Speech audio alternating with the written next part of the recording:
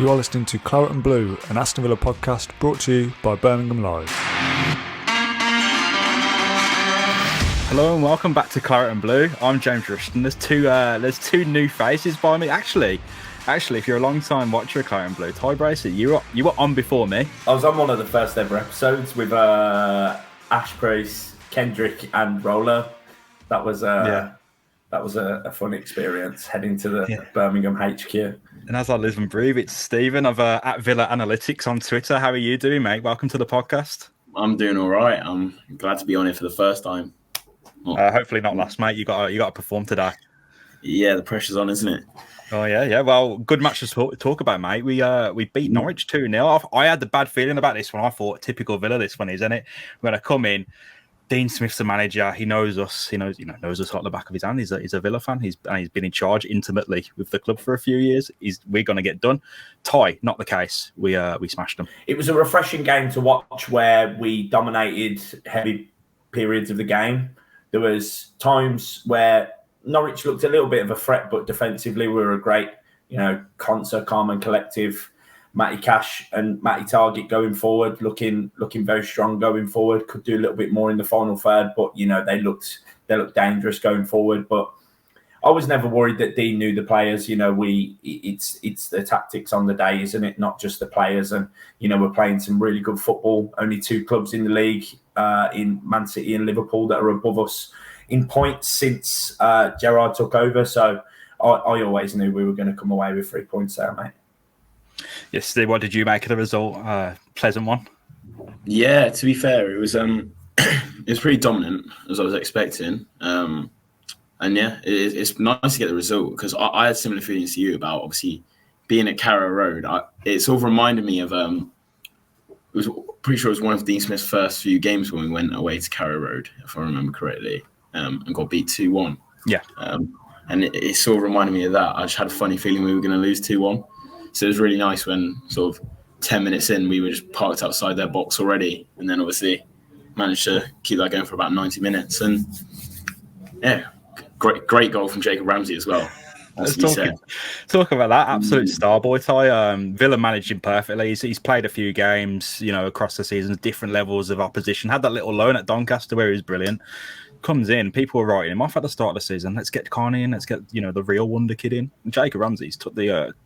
one of the first names on the team sheet, mate, surely. Yeah, he's Dean gave him a chance, and he's starting to find his feet. I mean, I don't think he's really had a bad game for Villa so far. I think he's been great, but it's good to see him get a goal like that. He had nothing around him, so it was either go back or go solo on his own, and what a decision to make, scoring an absolute banger. And I think that was important for him and his progression in Villa as well, for him to have that moment. So I'm over the moon for the lad.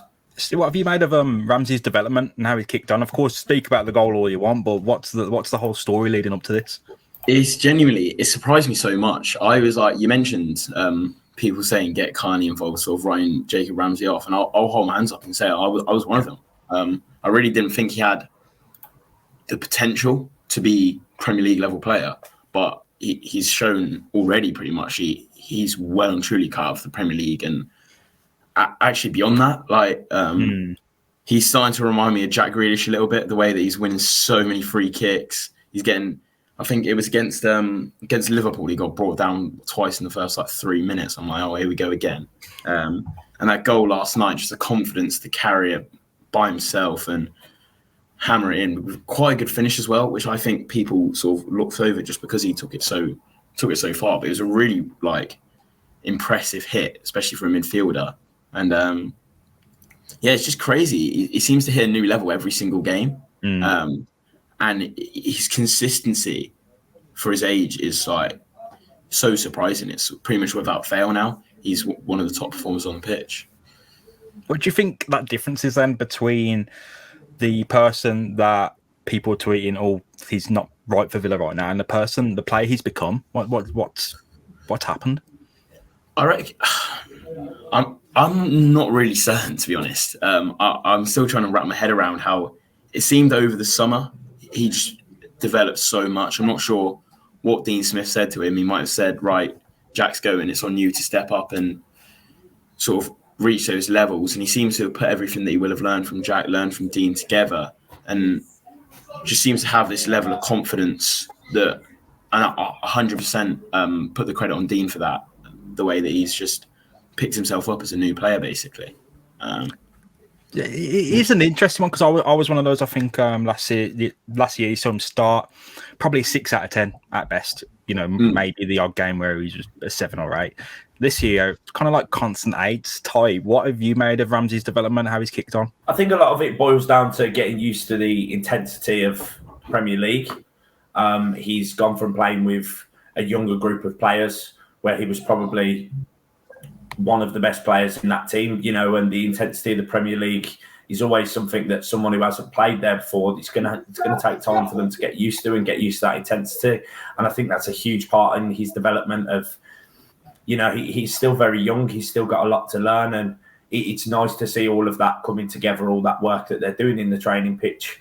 And all that time he's getting playing first team football, it's all starting to take shape now. And who better to get that experience under than Steven Gerrard. But, as Steven said, I think it was very important that, Dean Smith as a part of his development as well. So, credits to them both for giving him those opportunities. Yeah, Dean Smith must have been a little, I don't know, maybe there was a bit of pride in his eye. I mean, he can't really say it out loud, but seeing Carney come on and make the assist, Jacob Ramsey have such an influential role.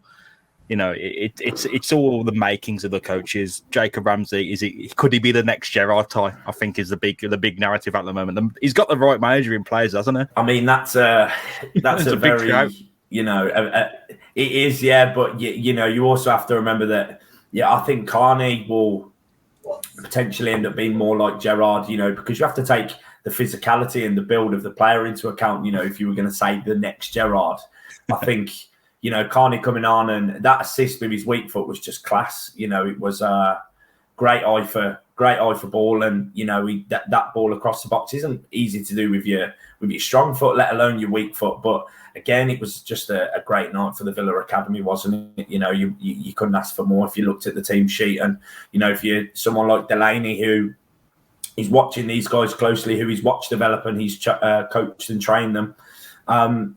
It's just great all round to see the Villa Academy. We hear so much about it, so it's nice to see all of that coming together on paper, and you can just see, it's working. So I'm over the moon for him, mate. Yeah, Jazz said, awesome goal by Ramsey. Nice to see Carney get some minutes. And Tony said, let's not forget the impact Carney had. Well, Ty didn't forget it. He was going on about it for a good while there. Had when he came on. He's going to be top. I didn't see your comment, Tony, by the way. No, he brought it up. You literally, as Tony said it, you started speaking. A lot of love for Carney on this podcast. There always has been, Steve. But is the management of him by Villa right? Because he isn't getting all the minutes he perhaps wants, or fans probably want. Maybe... it's been managed like Ramsey, and he'll kick on as well. I mean, he already has that assist yesterday. Wonderful. The impact he had on the game, wonderful. Maybe it's his time to shine as well. Coming up soon, Steve.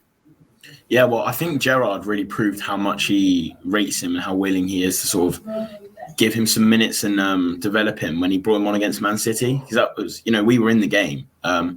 We were really competitive, and it was about an hour or so, wasn't it, into the game. He brought him on, which really shows again his belief in him. And I think the world of Carney. Every time I've watched him for the youth team, I think he's been phenomenal.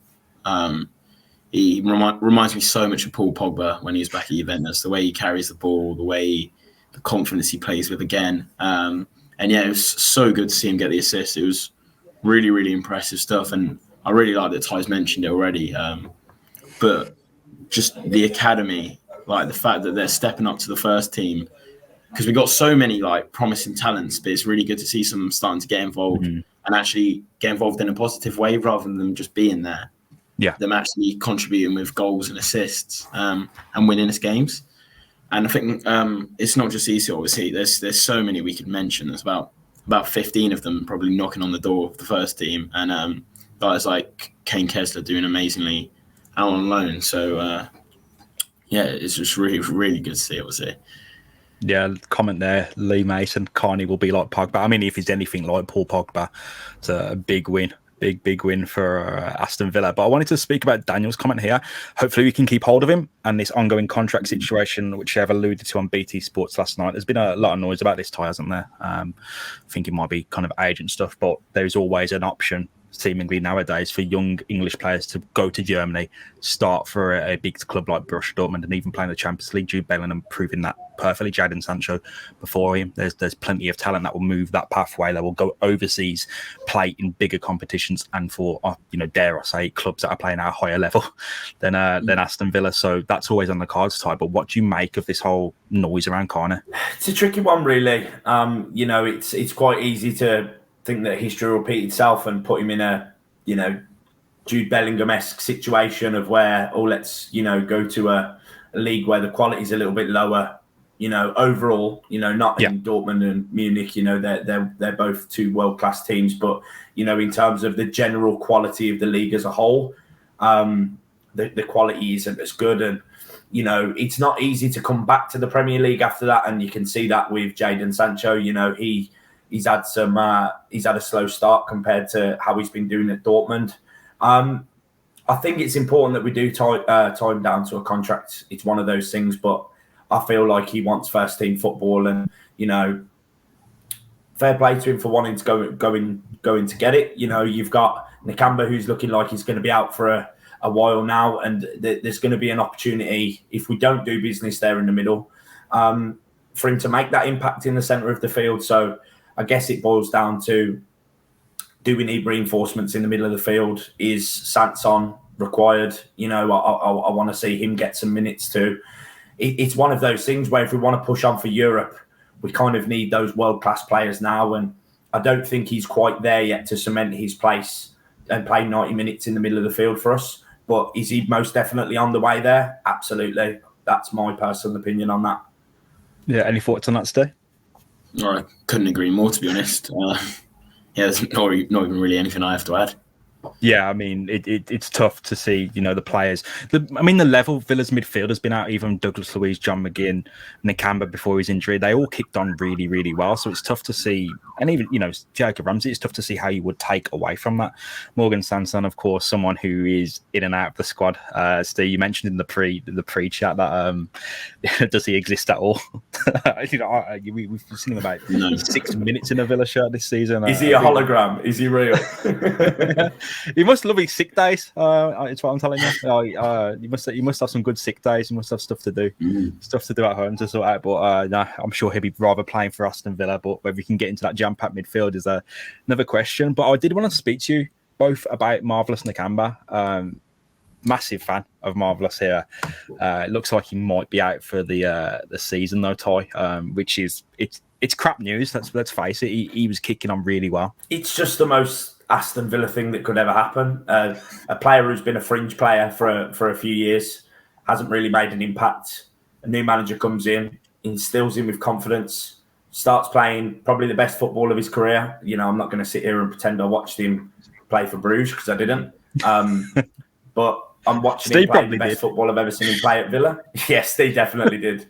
I watched him play the best football in a Claret and blue shirt, and I was delighted for him. He's found the confidence. He's cheering the crowd on, trying to light up Villa Park and, help with the atmosphere and stuff. And we've never really seen that side of him. So I'm absolutely heartbroken for the lad that, he finds his feet and then it all comes crumbling down. But, the comeback's always greater than the sent back. And if he has that mindset, I have no doubt that he'll come back in and come back just as much a player he was as right now. Yeah, Stephen, it's a bit hard to take, isn't it? Because he was almost like he was all right for Villa, not great, and then he comes in and he's absolutely instrumental to everything we do all of a sudden. So big blow in your eyes. I think a big part of why he was so important to the team is that we don't really have anyone else of that profile, that ball-winning player. Obviously, Douglas can play in the sitting role, but he's not that same type of footballer. But I do think with Nakamba, personally, his skills on the ball are quite limited. So as much as I'm disappointed, obviously, for him to be injured and disappointed when he player of such good form to be taken out of the team. I do think it sort of has its silver lining with the fact that we might be signing a midfielder in January, which is something that I've been long awaiting. I think I've mentioned every transfer window for about 2.5 years that I want a defensive midfielder. But I really do hope when he comes back from his injury, hopefully it's not next season, hopefully it's a bit before that. And I do hope that he can get back into the team and get restarted playing at the levels that he has been in the past few games rather than maybe earlier on in his Villa career.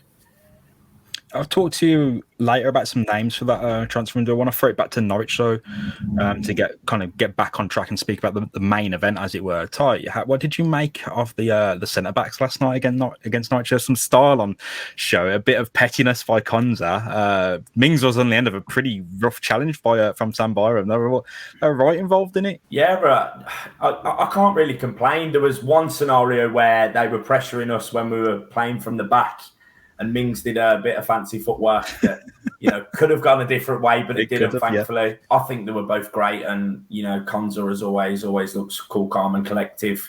And he's just, under pressure, he's just so composed. And we've seen that on the weekend when, he had a 3-on-1 situation coming at him with Liverpool and he was on his own. And, Liverpool probably could have done better in that situation as well. But, it just goes to show you the type of player that's there. He's got to be knocking on the door with Southgate. It's one of those things. It's got to be due, and it's frustrating because people think that we're being biased as Villa fans to say that he doesn't deserve it when he really, really does. He's more than capable, and he doesn't really have a mistake in him. And I just want to see him get some minutes for England. I think that's the next stage for him in his career. Keeping him is very important. It wouldn't surprise me if at the end of this season you see some of the top four come knocking. Man United definitely look a bit shaky in defence. Wouldn't surprise me if a team of their calibre come knocking. Wouldn't surprise me if Liverpool come knocking. Van Dijk ain't getting any younger. I think it's important we tie him down. We keep him tied down. I think it's important that he gets minutes for England as well. Yeah, what did you make of Mings' fancy footwork, Steve? Bit of a heart in the mouth moment? Yeah, I mean, I wouldn't be wanting that every week, as good as it was. Because, I'm glad it came off this time. But yeah, it's not something you want to be in your portfolio, but not as your daily repertoire. Bringing that out is but look, it worked against Norwich. But Konza as well. I wanted to get your thoughts on Konza because he's been, he's up for the. I think we got the Fans Footballer of the Year award. Martinez, he's a big favourite. He's been immense, but Konza, good shout, I think. Yeah, Konza's phenomenal. I said when Jack left, I said I wanted Konza to be captain because I just think the confidence he plays with, the consistency in his level of performance, the fact that he's just the complete centre-back. He's exactly what you want. He's dominant in his defensive duels, good in the air, so confident on the ball. I can't remember exactly when it was, but I think it was sometime in the first half he went on a little run. Yeah, pretty much through the whole team. And he really strikes me as a sort of a top four defender as well. I thought for a while that Liverpool would come in for him, and I expect them to.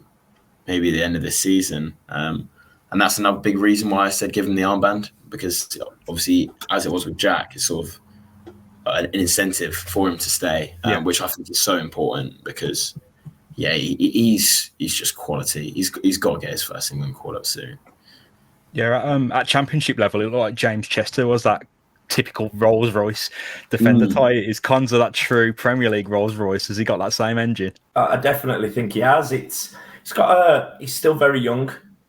I mean, I wouldn't say he's got a lot to learn. He seems very composed. You wouldn't think he's as young as he is when you see how composed he is in those difficult situations. Absolutely. And I think he's in those difficult situations, I think out of anyone in the entire 11, not just defensively in those scenarios that are a little bit intense, he's just very much on top of his game and in control of every situation that he seems to be in. And that's very important, and he's definitely gone under the radar, in terms of not for Villa fans because we're aware of what he's capable of, but in terms of the rest of the nation. He's very much under the radar of what he's capable of, and I think a call from Southgate will definitely put him on the radar, most definitely. There you go, straight from Lee back in. Conte should be England's first choice centre-back.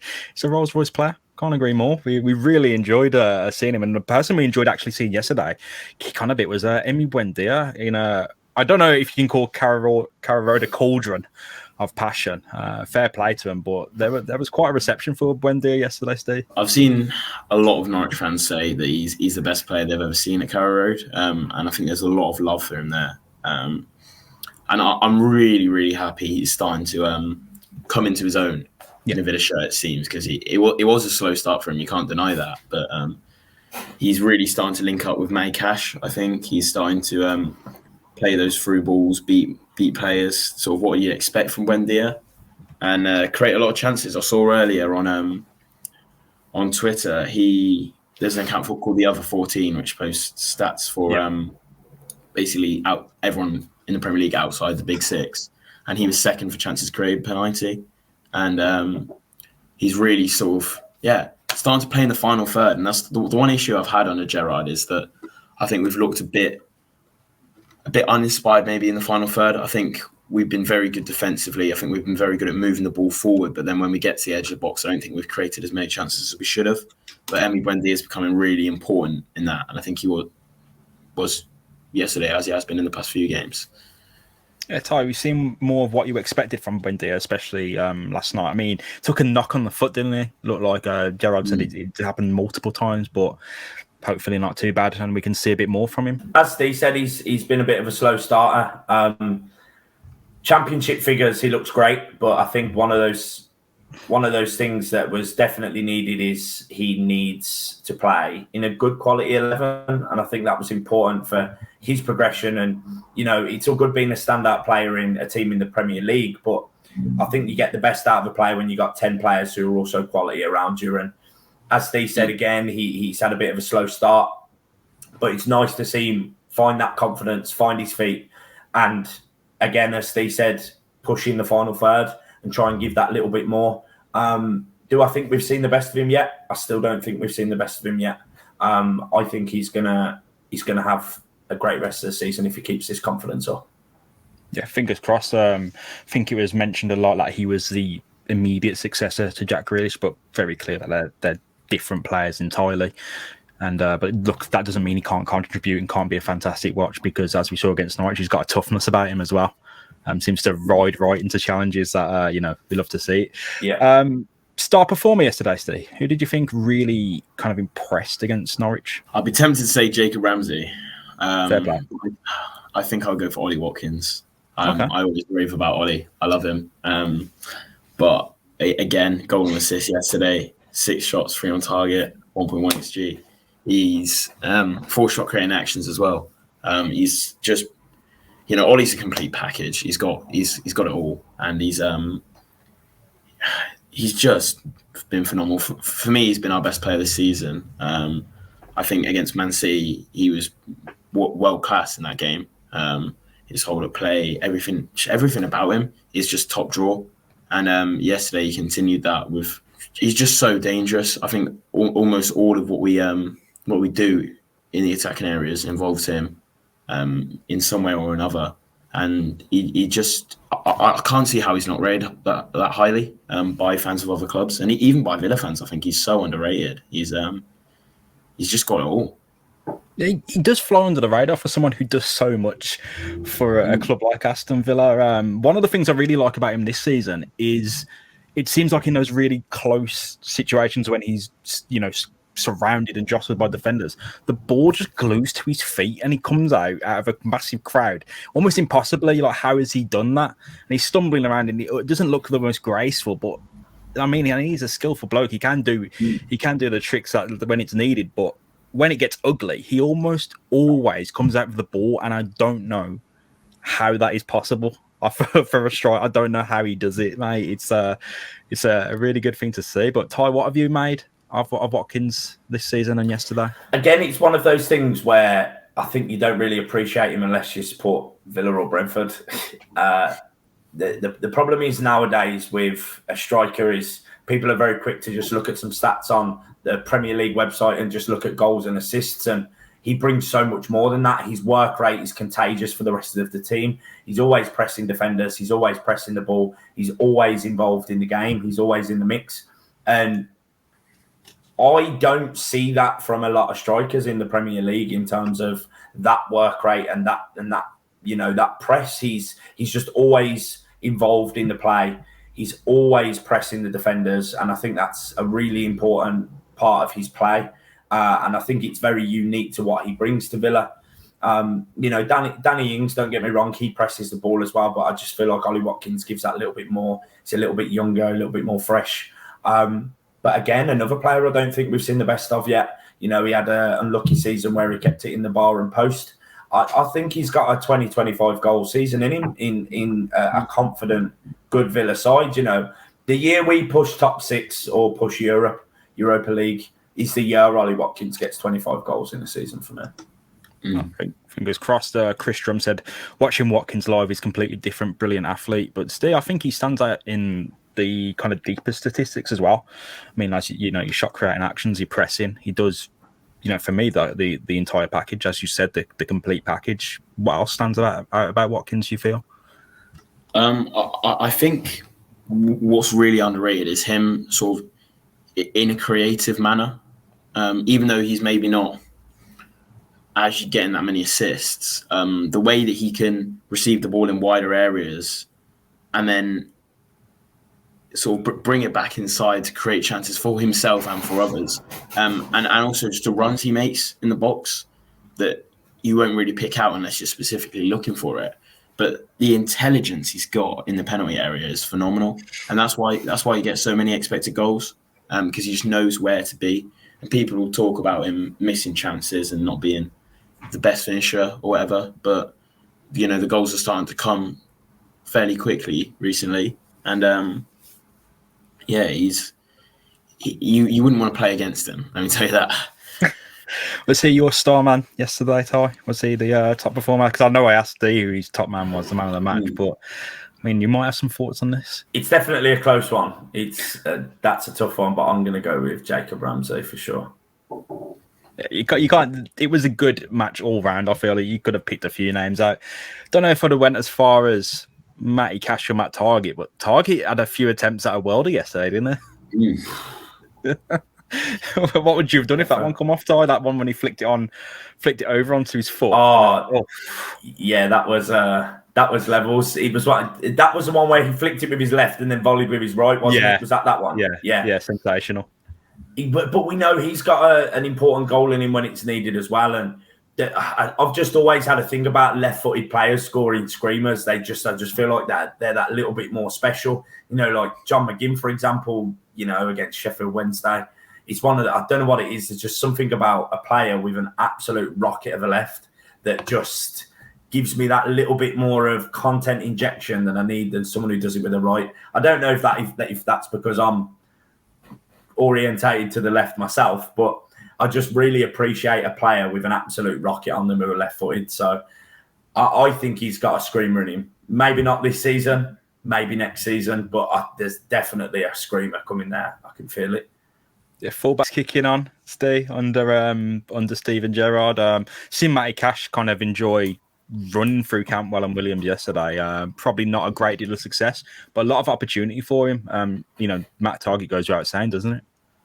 Yeah, I mean, the thing with Matty Cash is I think he's been very dangerous all season. I think he was one of the standout performers under Smith. But his crossing is not the best, I don't think. I can probably count about 10 times yesterday where he made into dangerous positions and put the ball across to nobody. And if you could give Matty Targett's crossing, then I think he'd be a world-class fullback. His defensive contributions are so good. Going forward, he's been linking up so well with Buendia, as I think I mentioned earlier. But then obviously Matty Targett has been, I think he was less impressive under Smith this season. Obviously fans player of the year last season, but obviously he was, a lot of people saying drop him for Ashley Young at one point. But I'm a massive fan of Targett. I think progressively, he's really, really top level. His passing is great. His crossing is brilliant. He creates so much from left back, as well as being really, really solid one-on-one. And I think there was a couple of times as well where we saw him yesterday make some good recovery challenges against Paqueta. And obviously Paqueta's a really, really quick player and quite skillful as well, tricky. The player that Matt Targett typically struggles with. But yeah, he had him in his back pocket yesterday, I'd say. Crossing not the best then, Ty. We've seen Matty Cash, he loves to... he doesn't have the finesse, does he? He loves to just charge into everything, tackle, shot, cross, block. Everything is full energy. Maybe needs to be a bit of more love and care for the ball, Ty. As Steve said, it's one of those things that definitely need a little bit of work. I mean, with the Matty Cash side, it's one of those things where he's naturally a right winger anyway, so we know that player's there. But, you know, it can't be easy on the legs going up and down the wing like that. I can imagine that's quite tough as a footballer. You know, they probably have one of the toughest jobs on the field in terms of, you know, physicality. So we know it's there. It'll come. He'll get an assist or two this season, I have no doubt. And I think Matty Targett will be the same. I think we'll definitely see a few goal contributions to those pair.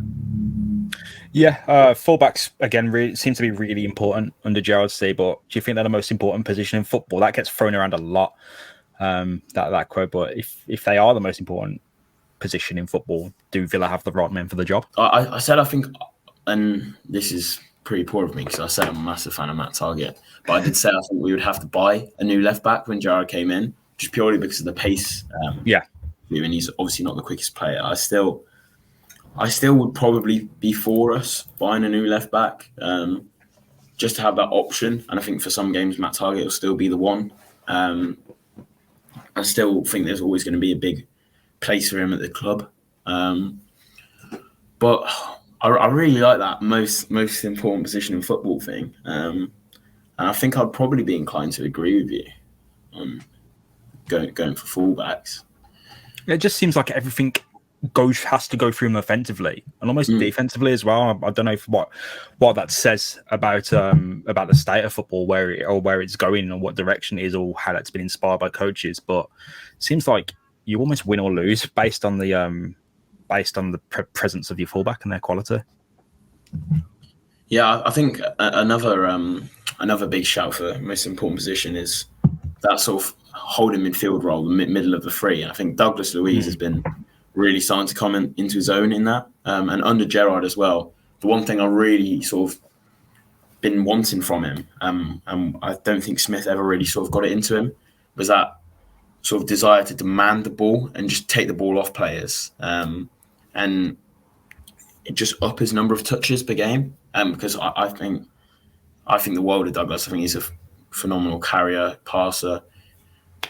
I think he's got it all. But the one thing is, I wanted him to be more involved. And I think in the last few games, he's been really starting to do that. There was one thing, it was a subtle thing, but I absolutely loved it. We got a free kick against Liverpool, and he made, I think, Konsa take it and actually gave the ball to Konsa. Konsa just put his foot on it, and Douglas just basically tackled him. And just ran off with the ball. And that's what I really want to see from Douglas. And I'm starting to see it. So you did mention earlier, Steve, about going into the transfer market. Ramsey's kicking on. McGinn's doing well. Louise, fantastic again yesterday. Really, really kicked on. But no Nakamba. You mentioned defensive midfielder and midfielder being a priority. Dipping back in. One that I've mentioned before, which I can't see why we haven't done yet, is Boubacar Kamara at Marseille, who's not extending his contract, so that'll be up at the end of the season. So in January, we might be able to get a little snip. He can play in the holding role or in centre half, which I really like. So if obviously Mings is getting on a bit, he's got that potential to drop into that role and play the holding role for now. I'm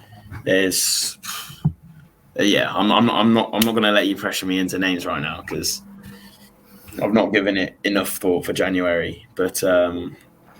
Yeah, there's definitely plenty options. Makes a change, Steve. You've usually got a long list.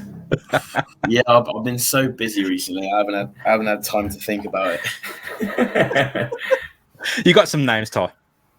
Are you all talk? Look, it's a good question, and it's very easy to throw names about players. Yeah, it is. I don't want to do that because I think we probably need one more in the middle. I think we potentially, seeing how Trez and Bert do, I think we might need something on the wing. But again, I think we might have enough cover there, assuming that they find their feet and find their form. I think they'll both be fine. I think if one leaves, it might be Trez. I think we might need another wing back. Not in January, though. I don't think we'll need another wing back yet. It's one of those things where I think it's going to be an interesting summer.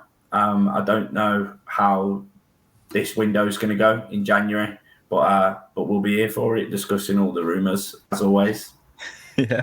Well, James says English talent, Lingard or Dele Alli. What do you make of those names? I think Lingard was a joke, wasn't he? Almost before he moved to West Ham and really kind of made a name for himself again. Dele Alli hasn't been the best years, I guess, for him. Do any of those names excite you, Steve, at all? I think they're both very interesting ones, aren't they? They're both clearly very talented players, especially in Dele's case. It's how do you judge something like that? It could be like a Ross Barkley, where they've just lost it a bit. But obviously, I've barely seen Dele Alli play in the past couple of years. But if we can make him half as good as as the levels he used to be at, then absolutely yes. Ty, any go on Lingard or Dele? The Dele Alli situation will be very similar to Lingard. I think it's about confidence. Yeah. We know the players in there. I don't think you just lose it. I don't think that's a real thing, but I think a lot of it boils down to the mental side. I think he needs a new manager who can fill him with confidence. But again, it's just who's that manager going to be? That's one of those things that it's quite important of who is that going to be. I think there's a player that I wouldn't turn my nose up at it. I know a lot of Villa fans would, but if history could repeat itself with the Lingard situation, I wouldn't turn either of them down. I think it boils down to confidence, and I think the Lingard scenario with West Ham proved that. So I wouldn't turn my nose up at either. Yeah, he was really, really banging on the door of the England setup. I think a lot of people heading up to Euro 2020 were like, Lingard over Grealish, no doubt. Obviously, fate handed it a different circumstance, and it turned out a different way. Whatever you think of the situation, but yeah, I wouldn't mind. I don't see the need, but the excitement's there. Especially, I remember how buzzing I was about Ross Barkley. And it's all right, not the Ross Barkley I thought we was getting, or the Ross Barkley I'd seen in the past. But it's one of those things, and it's just how it lands, and we all get more excited about maybe an overseas buy. Stephen, them using the data, Joanne Langer pulling a masterclass and bringing someone in from is it Brøndby you're wearing today? Yeah. Representing. I realised just when I turned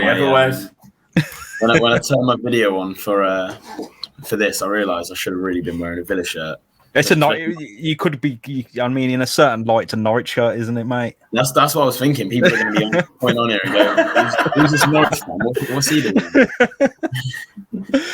But yeah, go back. We'll talk one final thing on Norwich, and it was a bit of a nice one. Dean Smith got a really good reception. I don't know, would he have got that if Norwich battered us 5-0? I don't know. Villa fans can be classy when they want to be, so it was all right. See it hearing that Deano. Whatever you think of how it ended or how he was going, Villa through and through, isn't it? It must have been nice hearing that. Yeah, I think Dean lived all of our dreams basically.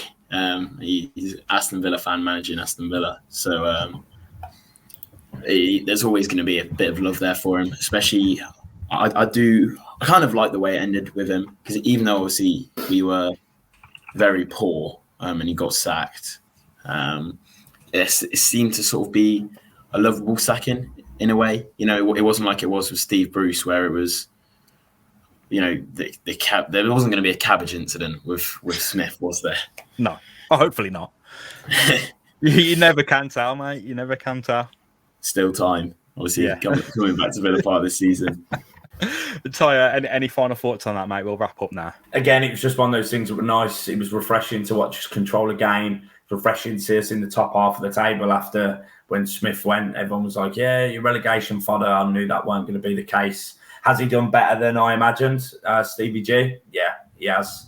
And just long may it continue. Yeah, I was quite publicly not a fan of the Gerrard move at the time, but so far so good. I'm not gonna get too far ahead of myself, but it's been very impressive. You know, we're really starting to play the ball with confidence. I think the individuals are coming on quite a long way. We seem to be putting in a lot better individual performances pretty much across the board. Since Gerrard's come in defensively, we've been great. And as I said earlier, my one worry is in the final third, but the goals have started to come. The only teams we haven't beaten are Man City and Liverpool. So yeah, it's going well. Looking forward to the Burnley match then, Ty. Yep, can't wait, mate. Bring it on Saturday. Any predictions, Steve? I'm going to say another 2-0 win for Villa. 2-0 Villa. Oh, yeah. It's just simple as it. I'll go 2-0 as well. Got it done, Stevie G's Carrot and Blue Army. We march on, don't we? But we'll leave it there for today. Thank you, everyone, for watching. Ty, thanks for joining, and thank you for bearing through the connection issues. It's been a pleasure having you on, mate. Thanks for having me on, mate. Appreciate it. I mean, we've had 40 minutes of enlightening discussion from yourself, Ty, so 30 seconds of you dropping out. It's a price we'll pay, mate. And Steve, brilliant having you on. Thank you for coming on VillaAnalytics on Twitter. Yeah, cheers for having me. It's good to make my debut. Yeah, we'll make sure we get your appearances in, hopefully on a more consistent basis than Villa's with Chukwuemeka, and hopefully more than Sanson, mate. So hopefully we can stat pad those appearances a bit more. But yeah, thank you everyone for watching. Up the Villa. Thank you for listening to Claret and Blue, an Aston Villa podcast. If you enjoyed today's episode, then please do let us know. We love hearing your feedback. We'll be back soon with another episode, but until then, up the Villa.